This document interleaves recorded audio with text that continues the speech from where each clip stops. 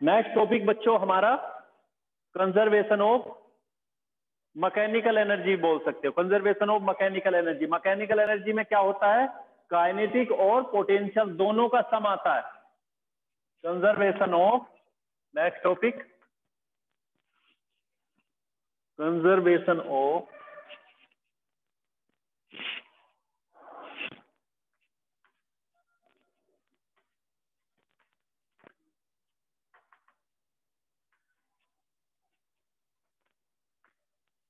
Conservation of energy. पहले हम बात करेंगे एनर्जी, कंजर्वेशन ऑफ एनर्जी। आखिर ये एनर्जी होती क्या है, तो इस बारे में बात कर चुके कि कोई भी पर्सन वर्क कर सकता है, उस वर्क को करने के लिए जिस सोर्स की जरूरत होती है दैट इज एनर्जी।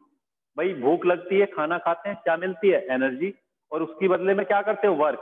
सर मैं सुबह से शाम तक घर में इधर से उधर उधर से इधर चक्कर लगाते हैं, साइंस क्या बोलता है, आपने वर्क कितना किया, 0। इसका मतलब आपकी साइंस के अनुसार आपकी एनर्जी वेस्ट है। साइंस के अकॉर्डिंग, फिजिक्स के अकॉर्डिंग आपकी एनर्जी तब सक्सेस है जब आप एक बॉडी को वन पॉइंट से दूसरे पॉइंट तक शिफ्ट कराते हो कुछ फोर्स अप्लाई करने के बाद में। और ये 3 तरह की हो सकती है, क्योंकि वर्क भी 3 तरह का होता है, पॉजिटिव, नेगेटिव एंड 0। उसी तरह से एनर्जी भी 3 तरह की हो सकती है। अगर मान के चलो मैं चौक को लेके जाता हूं और रास्ते में मैंने दोनों हाथों से लेके जा रहा हूं बच्चों इसको, ये डस्टर है मेरे पास और इसको मैं दोनों हाथों से ऊपर की तरफ लेके जाता हूं।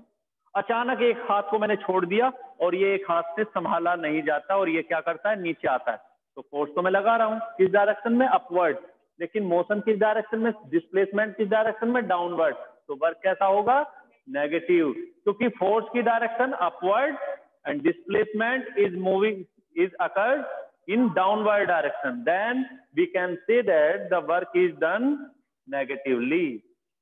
तो यहाँ पे नेगेटिव पॉजिटिव हमारा रहता है। अब बात करते हैं हम कंजर्वेशन ऑफ एनर्जी की।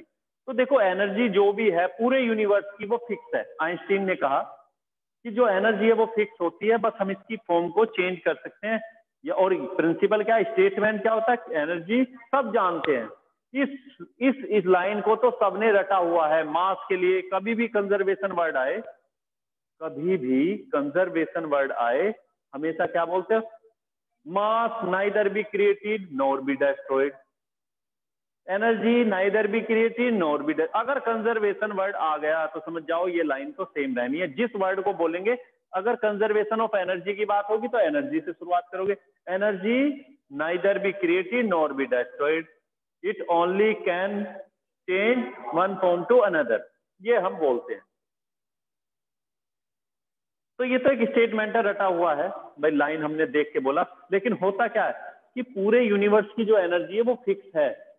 कहीं पर एनर्जी खाने की में होगी, खाने से मतलब भाई राइस है, व्हीट है, कहीं पर एनर्जी पर्सन के अंदर है, कहीं पर एनर्जी केमिकल फॉर्म में है। भाई आपने देखा है, छोटे छोटे एग्जाम्पल बताऊंगा जो डेली लाइफ में देखते हो। कैंडल देखते हैं, ऑयल देखते हैं, कैंडल क्या है, कैंडल को चलाते हैं तो एनर्जी मिलती है ना, हीट भी मिलती है और लाइट भी मिलती है।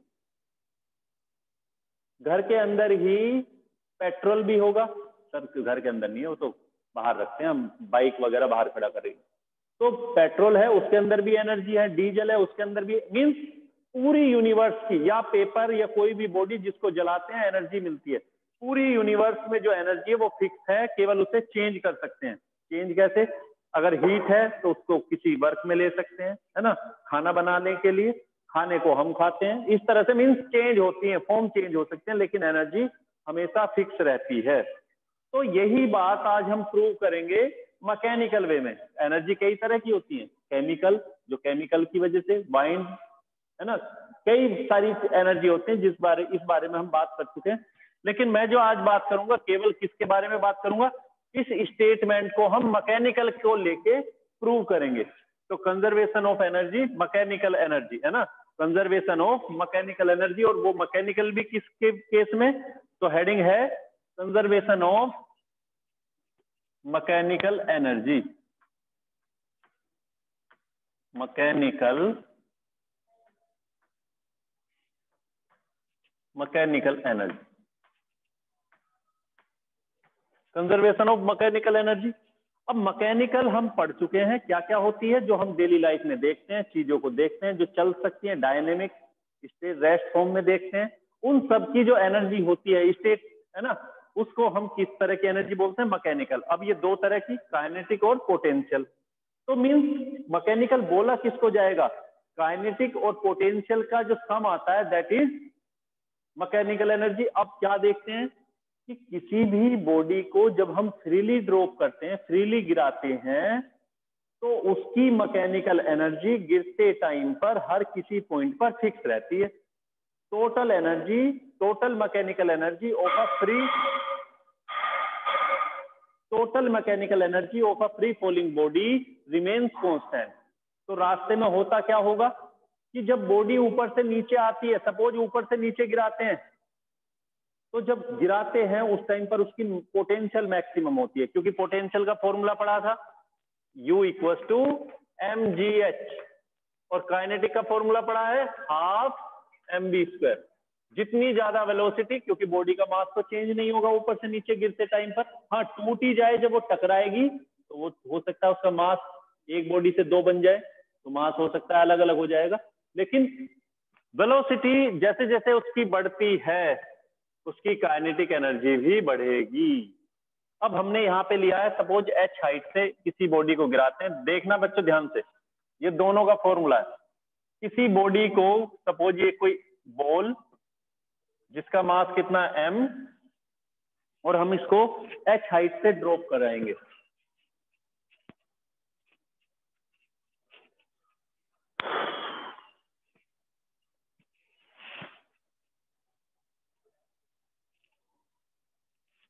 ये सरफेस यहां से h हाइट से किसी बॉडी को गिराते हैं, मास m। अब इसको डिस्कस करेंगे बच्चों, सबसे पहले हम डिस्कस करेंगे पॉइंट ए पर, फिर डिस्कस करेंगे पॉइंट बी पर, और फिर डिस्कस करेंगे पॉइंट सी पर लास्ट में। एक या दो पॉइंट बीच में भी ले सकते हैं। तो हमें यह देखना है कि क्या तीनों पॉइंट पर उसकी एनर्जी फिक्स रहती है, अगर रहेगी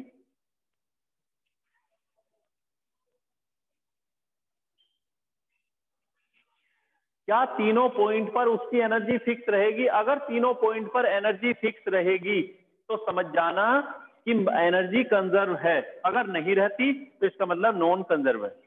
तो देखते हैं सबसे पहले नंबर 1 पर, यहां पर वेलोसिटी कितना है 0, यहां पर वेलोसिटी बच्चों 0 है ना, इसको मैंने बोला है देखो mva है ना, तो क्या होगा एट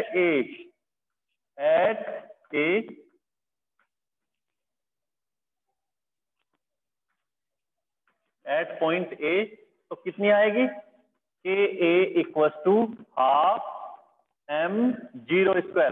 काइनेटिक तो 0 है क्योंकि इसमें मोशन है ही नहीं। पोटेंशियल कितना होगी U A equal to mgh। Total energy कितना आ जाएगी, इसको मैंने बोला है EA, और ये कितना आएगी देखो 0 प्लस mgh कितना आ जाएगी mgh, दोनों को प्लस किया और कितना आती है mgh, ये आती है हमारी फर्स्ट कंडीशन।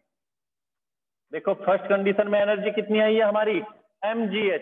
अब सेकंड कंडीशन के लिए देखते हैं एट बी के लिए कंसीडर करते हैं ये कितना डिस्प्लेसमेंट करती है बॉडी,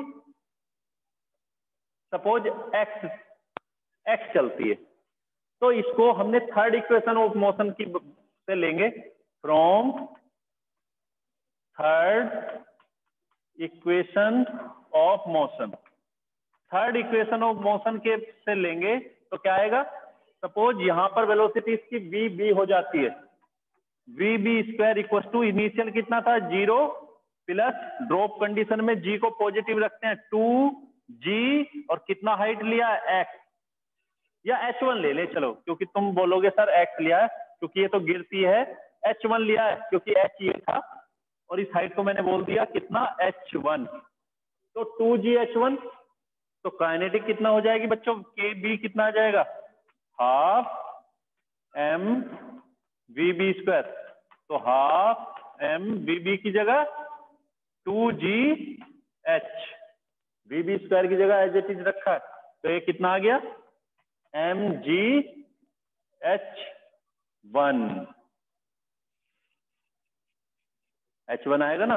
और potential energy UB equal to कितना होगा बच्चों, mg h माइनस H1, क्योंकि हाइट कितना बचती है यहां से यहां तक, h माइनस H1, ये इतना हाइट बचती है। तो टोटल एनर्जी कितना होगी, टोटल को मैंने बोला क्या किससे रिप्रेजेंट किया, EB से, तो EB equal to KB plus UB, कितना आ गया बच्चों, देखो mg H1 और ये कितना आने वाला है आगे नेक्स्ट लाइन में, mg h minus mg H1, ये माइनस में और वो प्लस में, तो क्या बचेगा खाली mgh। ये फर्स्ट में हमारा इतना एनर्जी मिली थी, EB को हमें कितना मिला है mgh। अब थर्ड आते हैं एट C के लिए बात करेंगे। तो C के लिए क्या होने वाला है, फिर से from third equation of motion, third equation of motion, third equation of motion की, थर्ड इक्वेशन ऑफ मोशन की बात करते हैं तो क्या करेंगे, VC स्क्वायर इक्वल टू 0।